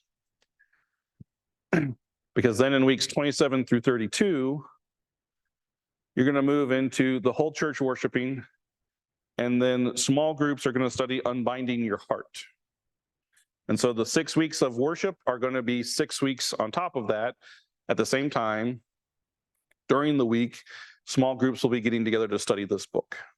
Okay. Now, for those of you who had read the book in the first part, most of this book is the exact same thing. But it's the focus points for those in the church who need to hear certain aspects. So it pulls out some of the stuff that doesn't need to be presented to the whole church. But this is what's intended for group study together in small groups. So over the course of 6 weeks, your whole church is going to dive into how can we do evangelism different. And then moving forward, you're going to start living into that. And again, how you live into that for each church is going to be different. Maybe your church does need a prescriptive step-by-step. Here's how we're going to do it. But maybe your church needs encouragement to just say, here's how we're going to share our stories. And or you're going to have a need across the board in your church to have multiple ways of doing evangelism. But the whole point of that 6 weeks is to start to develop those directives so that you can actually start getting out there. All this is to say, she does not say there's 100% success rate with this. She does say this is a way of doing it and it can be successful. Like so many other things that we do in our churches, we have to stick with it even when it doesn't seem like it's succeeding at first. So what's the one biggest thing that we do in programs in churches? We want to start something, but only 3 people show up. And we say, forget it. But maybe if we would have stuck with it for a whole year, we would have gotten to a point where 5 people showed up, and then 10, and then 20. And then it would have been worthwhile. And then we can springboard off of that into other things. That's the challenge. So like today, for us from Thriving, I can call this a success. But is it what I was looking for? What I was hoping for?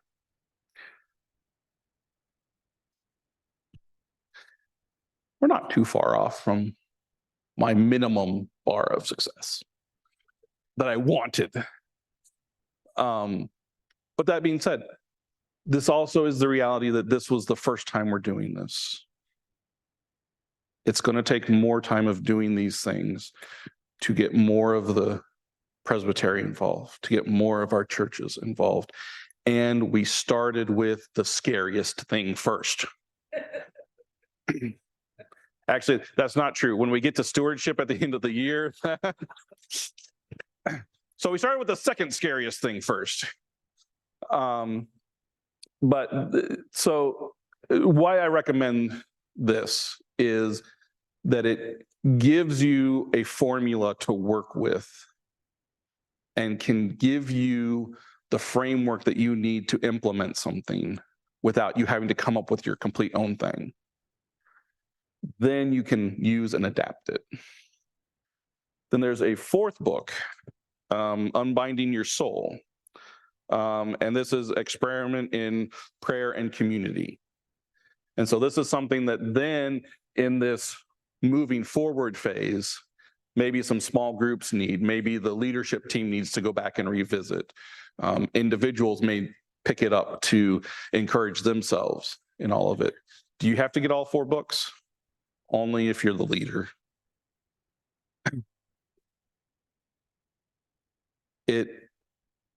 All of these are tools that can be used. Is this the only tool? Absolutely not. It's just a tool that I know that I have used. It's one that I'm working to use again, and it's one that I highly recommend. That's part of what we're trying to do with these series is just say, here's something I know I've used and I think is worthwhile.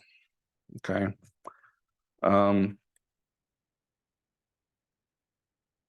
So, if I have the next slide, please. In summary, there are only a few ways of changing how we do evangelism, but no matter how you move forward, prayer and relationship are central to how you will succeed. E equals P times R to the infinite. Again, we're not called to have all the answers. So I want to take that fear away from you. You don't have to have all the answers. In fact, you probably don't have to have any of the answers. Other than the answer is always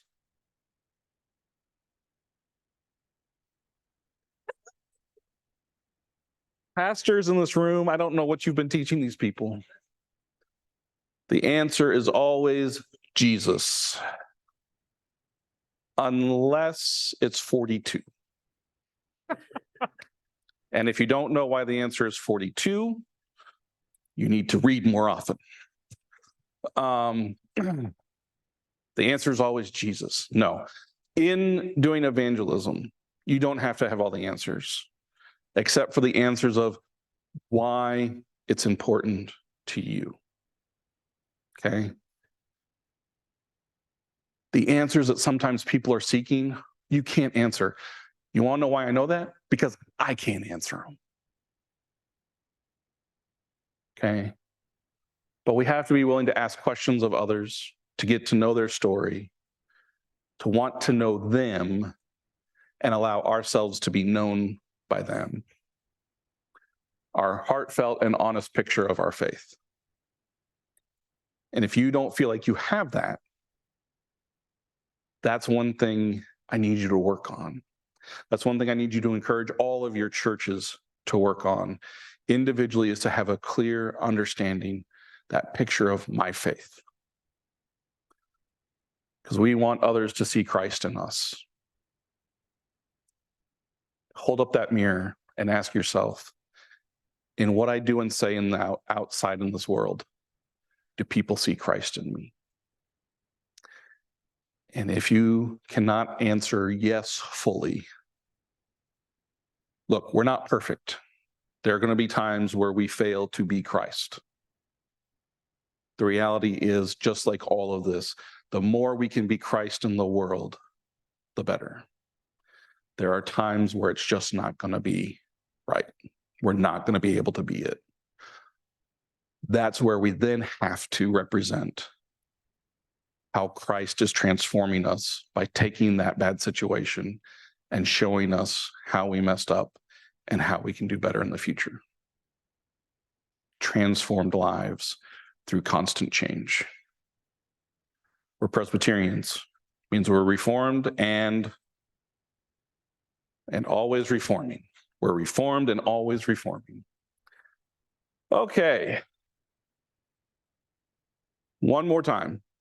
Take a nice deep breath in. Deep breath out. Deep breath in. Deep breath out. All right. Tina, do we have any more online questions or comments to share? The comments so far have just been what an excellent session this is, and folks are very interested in seeing the resources that we'll be making available on the Presbyterian site afterwards. You've got some very enthusiastic folks. Well, wonderful. Thank you for everyone online and for your enthusiasm online. And yes, we will also make sure that the sheet that we printed out today, we'll get that information to Frank to get up on the website. So look for that soon. We have some websites to go to and some other resources. And as I mentioned, we've got a list of books to look at. And as I said, I can't guarantee all of them are going to fit you personally. So please understand that I did not select it because of who was written by, but because I think that there is something worthwhile in it. And I constantly have to parse out things. I truly believe that it's important for us to always read from people who are different in view than what we are, partly because we learn more about ourselves. And we also are reading, if we are reading to understand, we begin to understand that maybe what we thought they think isn't necessarily what they actually think. It also helps us find common ground. So to move forward amid our disagreements in theology and politics, finding our common ground, as we call it in DPC, the olive branches, finding the olive branches to work together is always important. So at this point, I would like to welcome the rest of the Thriving Congregation team to come forward, please. And Gay, if we could have the last slide. So this is our Thriving Congregation team. Our chair and fearless leader, Melissa.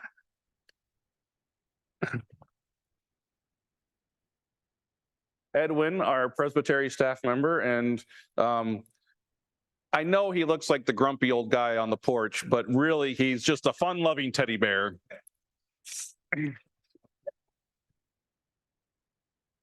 And as you can tell from Tina's picture up here, we all need a clown in our lives to remind us to laugh sometimes. So, and Tina's been working on all of our tech work, and she has been working with Frank Pirelli from Presbyterian to make all of the technology for today and the continuing discussions possible. So, Tina, thank you. And Karen, who again, one of the heart and soul members of making all of this work, and just a wonderful presence to get to work with and share with. I'm so thankful for her. She is our adult supervision. So yeah. Like that title. Jana Vanderwood, again, another heart and soul member and a great vision caster, and wonderful to work with her. So. And I'm Jeff Young. I'm pastor here at Christ Our King. And I just want to say today, some of them might say was all about me bringing something together, but it was about this whole team working together. I threw a pebble in the water, and they went with it, and we made those ripples all come together. So all of this is a vision that we together have shared to bring more life into the congregations of our presbytery. And that all of this work is a beauty of teamwork. So I know that I was up here doing a lot of the speaking today, but none of this is possible without all of us working together. So I want to thank this team. Thank you, Jeff, for being. Thanks. Thank you, Jeff, for being and leading us first, and for so wonderfully encapsulating a really challenging thing that we all struggle with. So thank you, Jeff, for your hard work. Jeff was at Dialogue for Peaceful Change all week, so I know he's exhausted, but he is putting an amazing presentation together. So thank you, Jeff. Thank you.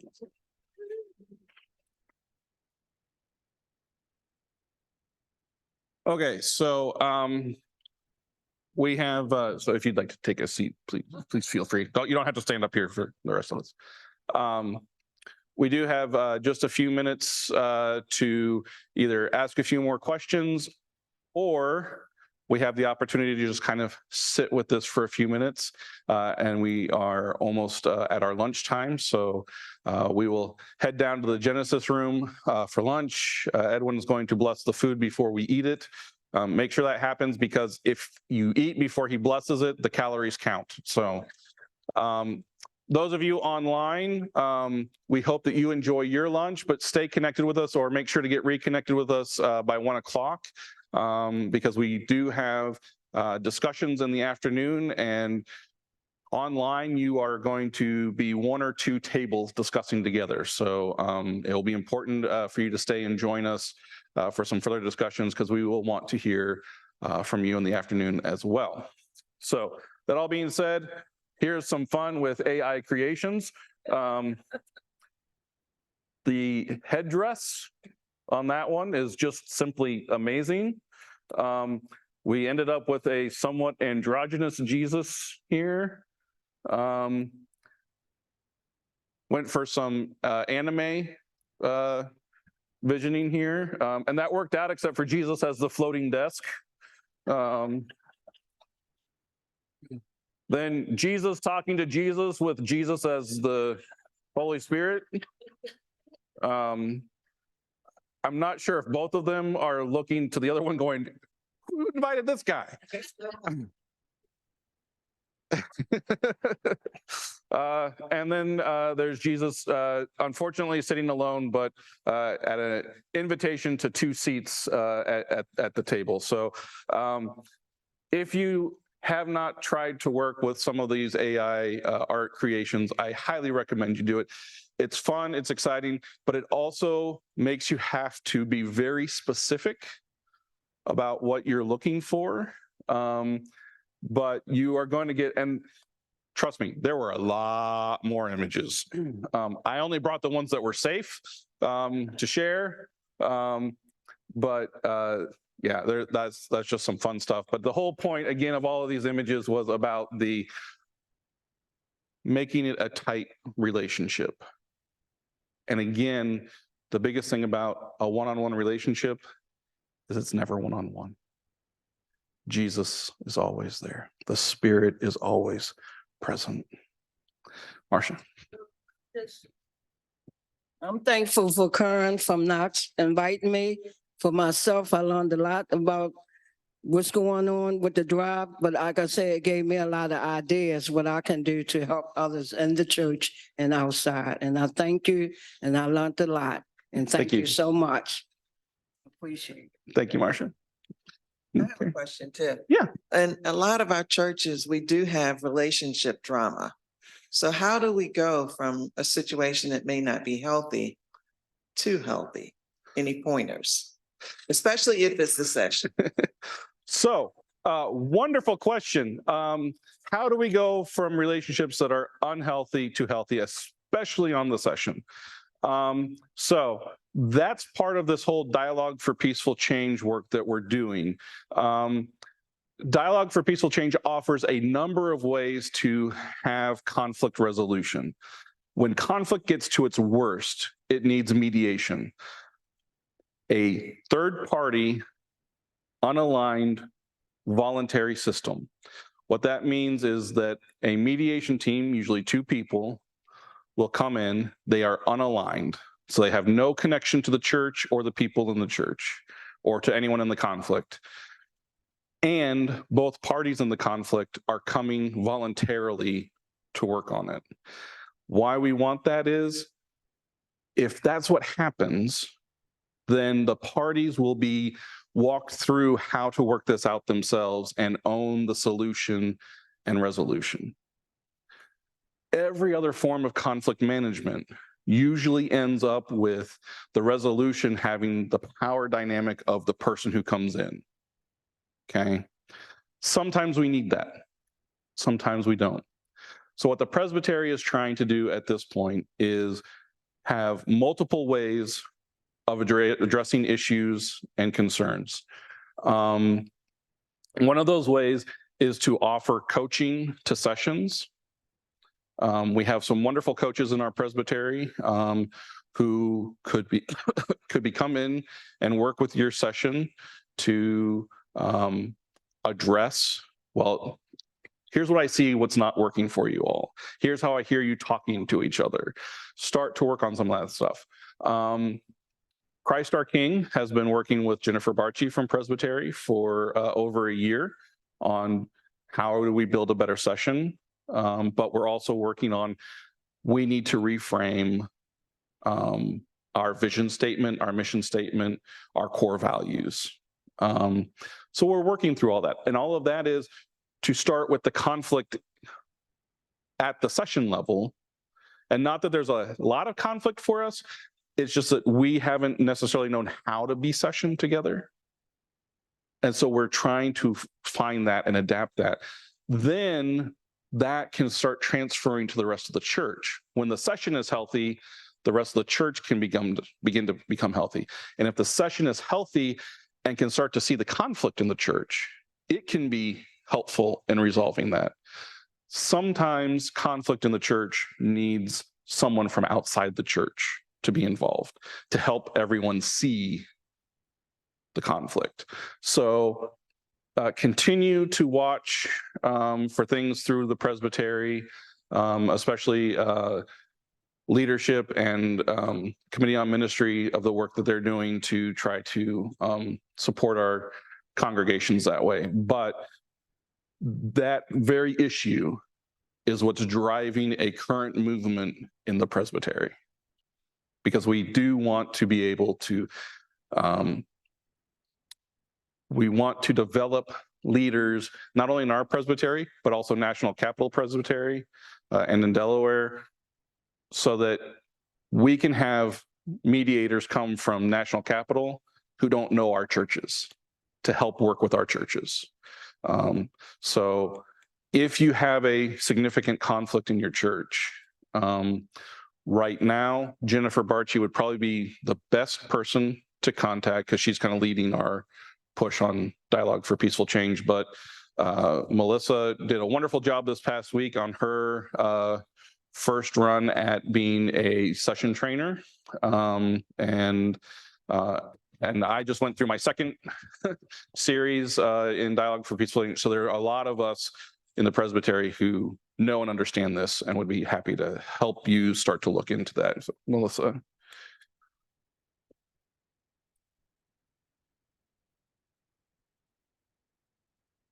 Thanks, Jeff. I really appreciate you lifting up this movement within the presbytery.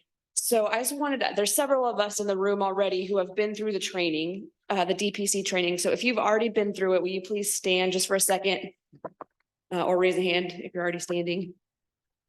Okay, so any of us, I'm sure, would be happy to talk through the process, what that looks like. Also, if that's something that sounds interesting to you or to have somebody in your church trained, please let me know. Jennifer Barchi is actually going on leave for 2 months. So Susan Crabiel and I are the point people while Jennifer's out of town or on leave. But we'd love to there's another training in April. So if there's anybody in your church, it's a week-long training. Unfortunately, if you work, that means you have to take vacation. But if there's somebody in your congregation who you think would be a good point person for that, let Susan or I know, and we can get them into the April training. But those who just stood up in the room, feel free to ask questions. They've got a wealth of tools to help with this too. All right, thank you, Melissa.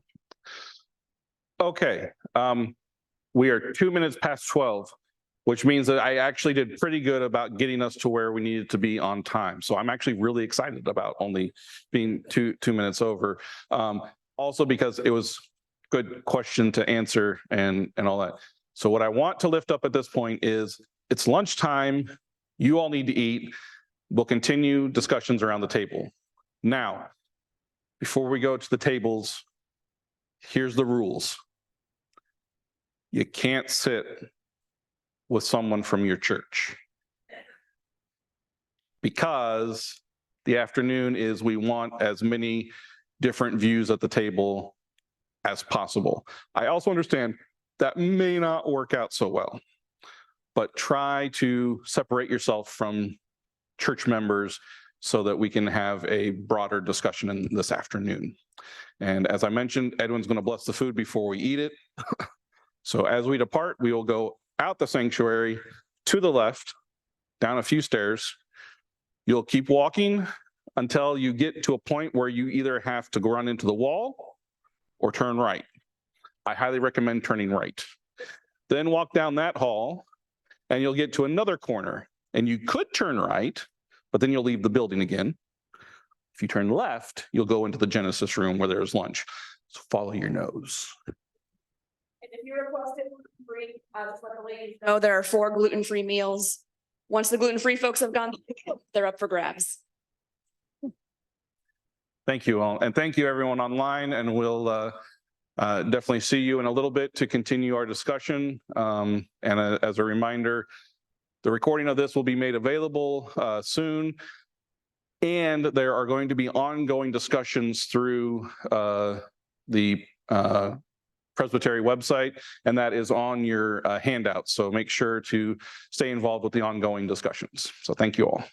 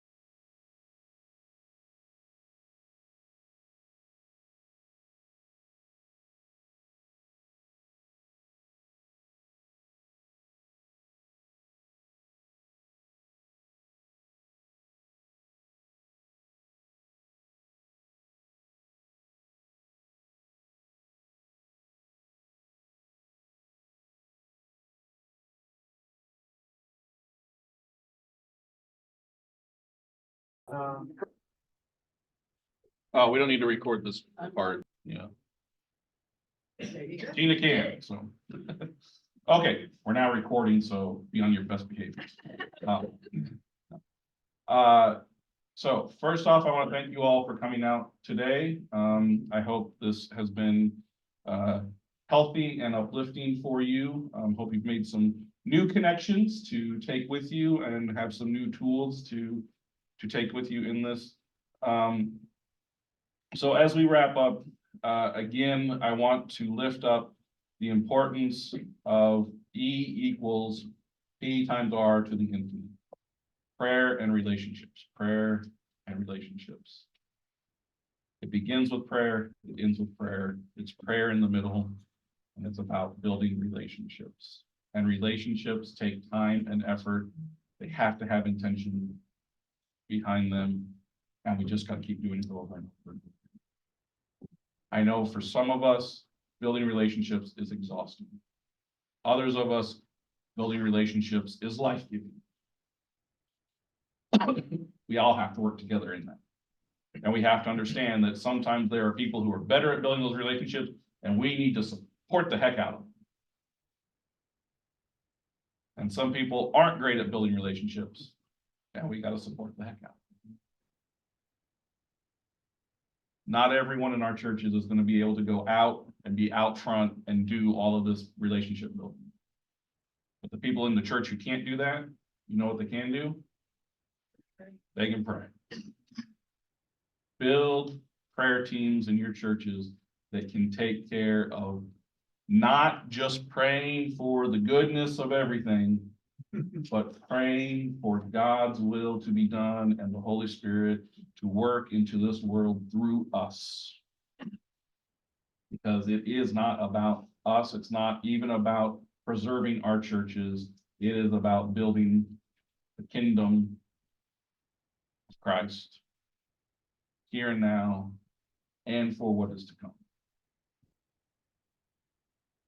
It started with a tree of life, a tree of knowledge of good and evil, and it ended with a tree of life in the center of the New Jerusalem. Between those trees is all the work that we have before us. It's about building relationships one at a time, supporting each other, growing disciples. It's not just about getting another butt in the pew. It's about getting another servant to serve. Every servant we bring on can witness to another servant, to another servant. That's how we continue to grow it. So, overcoming fear of this E word. Reframing evangelism away from all of these programmatic, Bible thumping, massive things that scare the heck out of all of us. It's not evangelism. That's scarism. Evangelism is about sharing your heart. Heart that Christ has given you. The heart that shines Christ's light to this world.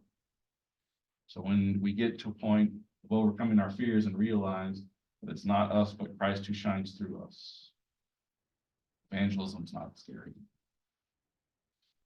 So, that all being said, I do want you to make sure to take several copies. There's plenty of copies of the resource page back there. So take some to share at your churches. We will be having the video from this morning available online soon. I don't know when. So keep checking the Thriving Congregations page on the Presbyterian website for that, and let people know if it meant something to you. Let people know to watch it. If it didn't mean anything to you, have someone else watch it, see if they find something. But also remember that part of this is we want ongoing conversation with all of this. This is just a starting point. We want to be able to support each other in what we're doing. So please remember to pray for everyone that's here all the time. Please remember to pray for everyone who wasn't here.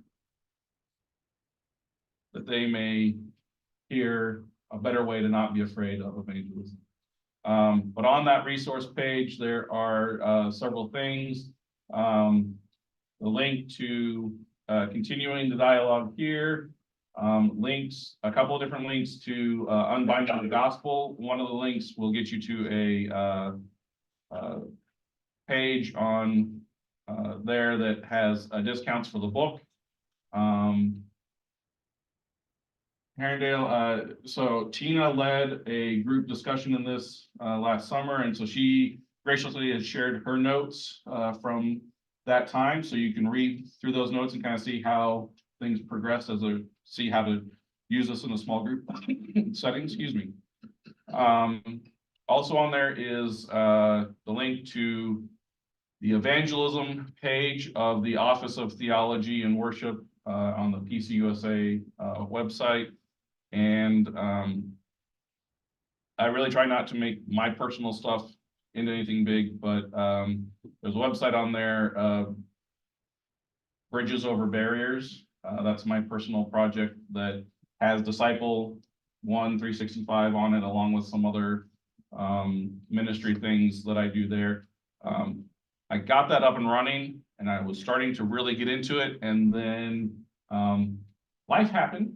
And it's been a busy season lately, so it hasn't been fully updated and kept up, but there are things that I like to try to do with that are around encouraging evangelism and living into church life and church leadership. So those are just a few starting points. There's a lot out there. You may find more things, but on the back of that page also, like I said, 25 books, and that is nowhere near an exhaustive list of things that you could find, but they are ones that, as I look through all these different options, these are some of the ones that I felt like, even if the theology doesn't match for you, there is good information on how to make relationships, how to do some of this evangelistic work. So some of those books, you'll hear some of the things that I've promoted today. So with all of that, the 3 questions that we discussed at our table today will also be up online later, and we will also make the slides from the presentation available as well. So again, thank you for being here, and please continue the conversation as we move forward. And we will do our best as a commission to answer them and support you as we move forward. So blessings and amen.